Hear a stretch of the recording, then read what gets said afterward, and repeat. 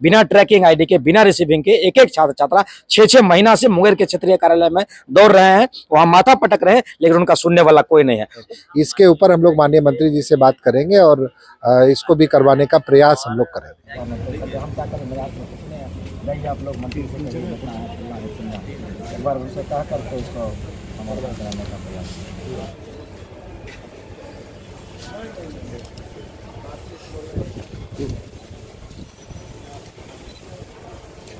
हमारे साथ छात्र नेता पुरुषोत्तम, अभी आपने आवेदन दिया है मटिहानी के विधायक राजकुमार सिंह को, क्या है पूरा मामला?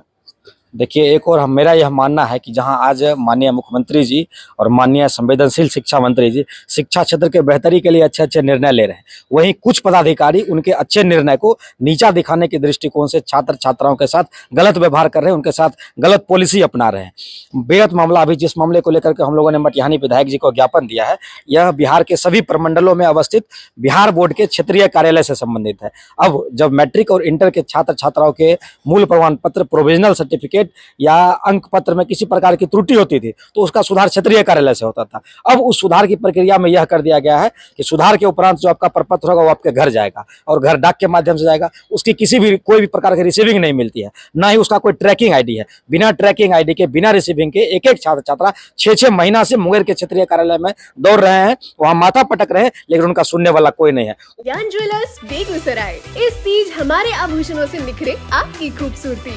सोने, चांदी और हीरे के अनमोल डिजाइनों का शानदार संग्रह और सबसे सस्ते making charge. Kalyan Jewellers, near the Bombay Fashion, Kalisthan, Begusarai. उप सचिव स्तर के पदाधिकारी हैं, वह सीधे कहते हैं कि आप लोग नेता हैं, जाइए मंत्री से कहिए, वहां से आप पुलिस से बदलवाइए, हम लोग के हाथ में नहीं है।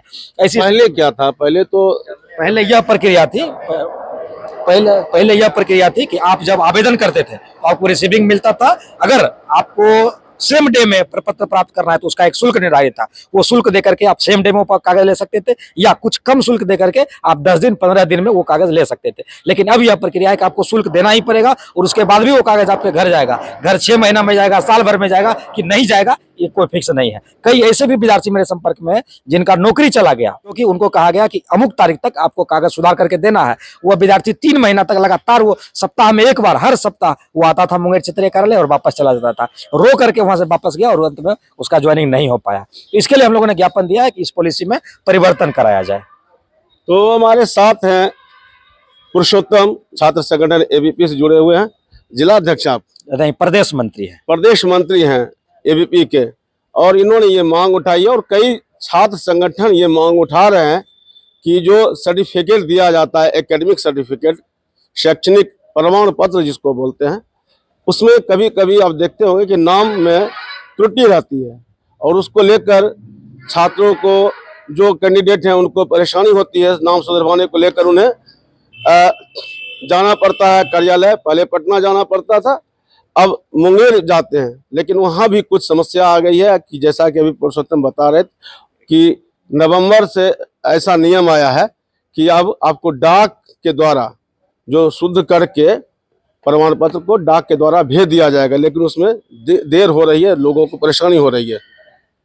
भैया उसमें एक बात और है कि सिर्फ अंक सुधार का, ये नाम में सुधार या किसी प्रकार की त्रुटि सुधार की बात नहीं है। अच्छा, जैसे आपको संज्ञान में होगा कि इससे पूर्व मैं बता देता हूं कि किसी का जल गया या बाढ़ के इलाका जल गया या खो गया किसी कारण से, तो ये समस्या भी है। सिर्फ अंक सुधार, ये सुधार में भी नहीं है नाम, ये सुधार के साथ सिर्फ त्रुटि सुधार नहीं है, ये भी है कि जलने गलने या भुला जाने के बाद भी आप उसको द्वितीय प्रतीक या तृतीय प्रति जो आप लेते थे उसकी व्यवस्था भी बंद कर दी गई विगत 14 नवंबर से, और वह शुल्क लेने के बाद भी ना जलने गलने और उसके होने के बाद भी वो नहीं दिया जा रहा है। वो कहा जा रहा है कि डाक के द्वारा, और डाक के द्वारा स्पीड पोस्ट के माध्यम से सिर्फ लिखा गया है, जिसकी प्रति यहाँ पर है माननीय सत्यतक जी को दिया गया है, और कहा गया है कि प्रेषित किया जाएगा। किसी भी परिस्थिति में मुद्रित वर्णित अभिलेख किसी पदाधिकारी कर्मी व्यक्ति को हाथों हाथ नहीं कराया जाएगा। तो कहने का मतलब है कि आप उसकी प्रक्रिया की जांच कीजिए। आज छात्र हित में आपने निर्णय लिया हो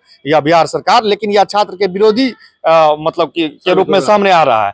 तो इसको जो पूर्व की बात थी आप डाक के द्वारा भी भेजिए जिसको चाहिए, लेकिन जिसको त्वरित चाहिए, जिसको आवश्यकता आज है, किसी कारण से आप जानते हैं कितनी परिस्थिति के बाद वहां पहुंचना होता है, फिर डिपिट, उसके बाद विद्यालय और सारी प्रक्रिया के बाद, और यह नवंबर दिसंबर जनवरी फरवरी आप एक दिन चले जाएंगे वहां देखेंगे छात्रों को कि कोई बताने वाला भी नहीं है उपकेंद्र में। अब चूंकि उसका काम बहुत सीमित हो गया है, वह सिर्फ राशि जमा करता है और बोल देता है कि आपको डाक द्वारा भेज दी जाएगी। क्या लगता है अभी जो आवेदन दिए हैं तो उम्मीद है कि अब कुछ राहत मिलेगी छात्रों को? और जैसा कि पुरुषोत्तम ने बताया और भी जो छात्र हैं मतलब आयशा के साथी थे, निशा के साथी परसों मिलकर विधायक जी को ज्ञापन दिए है। विधायक जी का प्रयास रहता है कि और शिक्षा मंत्री जी सबसे अधिक संवेदनशील हैं इन सब मामलों में।